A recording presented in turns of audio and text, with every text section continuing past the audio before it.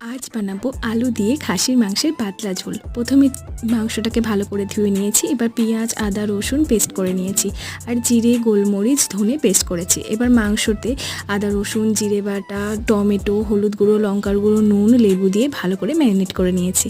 নিয়ে এবার প্রেশার কুকারের মধ্যে চিনি আর শুকনো লঙ্কা ফোড়ন দিয়ে এবার পেঁয়াজটাকে দিয়ে ভালো করে ভেজে মাংসটাকে দিয়ে ভালো করে জল ঢেলে সিদ্ধ করে নিয়েছি। 4টে সিটি ফেলে দিয়েছি। এবার একদিকে আলুগুলোকে ভেজে এবার কড়াতে সর্ষের তেলে চিনি, শুকনো লঙ্কা, কাঁচা লঙ্কা, তেজপাতা আর একটু লঙ্কার গুঁড়ো ফোড়ন দিয়েছি। এতে কালারটাও খুব সুন্দর আসে।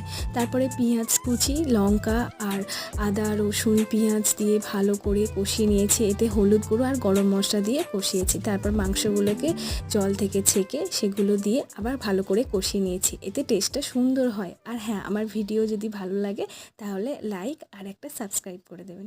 এরপরে আলু দিয়ে কষিয়ে জল ঢেলে